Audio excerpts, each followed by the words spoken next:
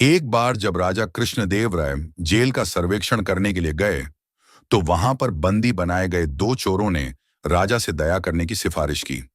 उन्होंने बताया कि वो दोनों चोरी करने में माहिर थे, इसलिए वे दोनों अन्य चोरों को पकड़ने में राजा की मदद कर सकते हैं। राजा एक दयालु शासक था, इसलिए उन्होंने अपने सिपाहियों से कहकर उन दोनों चोरों को रिहा करने का हुक्म दे दिया, लेकिन एक शर्त के साथ। राजा ने चोरों से कहा कि हम तुम्हें रिहा कर देंगे और तुम्हें अपने जासूस के रूप में नियुक्त करेंगे, अगर तुम लोग मेरे सलाहकार तेनालीराम के घर में घुसकर वहां से कीमती सामान चुराने में कामयाब रहे तो। चोरों ने राजा की चुनौती को स्वीकार कर लिया। उसी रात दोनों चोर तेनालीराम के घर गए और झाड़ियों के पीछे छिप गए। रात के खाने के बाद जब तेनालीराम टहलने के लिए बाहर गए, तो उन्होंने झाड़ियों के बीच में कुछ सरसराहट सुनी। उन्हें अपने बगीचे में चोरों की मौजूदगी का एहसास हुआ। थोड़ी देर बाद वह अंदर गए और अपनी पत्नी को जोर से कहा कि उन्हें अपने कीमती सामान के बारे में सावधान रहना होगा, क्योंकि दो चोर भाग रहे थे। उन्होंने अपनी पत्नी को सभी सोने और चांदी के सिक्के और आभूषण को एक बक्से में रख देने को कहा। चोरों ने तेनाली और उसकी पत्नी के बीच की बातचीत को सुना। कुछ समय बाद तेनालीराम ने बक्से को अपने घर के पीछे मौजूद कुएं में ले जाकर फेंक दिया। चोरों ने यह सब देखा।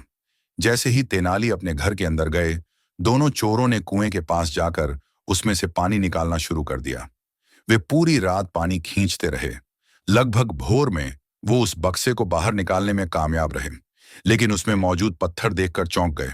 तभी तेनालीराम बाहर आए और उन चोरों से कहा कि हमें रात में अच्छी तरह से सोने के लिए और मेरे पौधों को पानी देने के लिए आपका बहुत धन्यवाद। दोनों चोरों समझ गए कि तेनालीराम ने उन्हें बेवकूफ बनाया है। उन्होंने तेनालीराम से माफी मांगी और उन्होंने उन चोरों को जाने दिया। इसके बाद चोरों को राजा ने पुनः बंदी बनाकर जेल में डाल दिया, क्योंकि राजा जानते थे कि दोनों चोर अभी भी नहीं सुधरे हैं। क्योंकि जिस कार्य के कारण उन्हें जेल जाना पड़ा था, वही कार्य वे दोबारा करने के लिए तैयार हो गए थे। इस कहानी से हमें यह नैतिक शिक्षा मिलती है कि हमें हमेशा गलत चीजों को स्वीकार करने से बचना चाहिए, चाहे वो किसी महान व्यक्ति के द्वारा ही क्यों न बताई जाए। यदि दोनों चोर राजा के गुप्तचर बनना चाहते थे, तो उन्हें राजा का चोरी करने का प्रस्ताव ठुकरा देना चाहिए था। दोस्तों, अगर आपको यह कहानी पसंद आई तो वीडियो को लाइक और शेयर करना मत भूलिए। स्टोरी वर्ल्ड को सब्सक्राइब जरूर करें, ताकि हमारी अगली कहानी सीधे पहुंचे आपके दिल तक।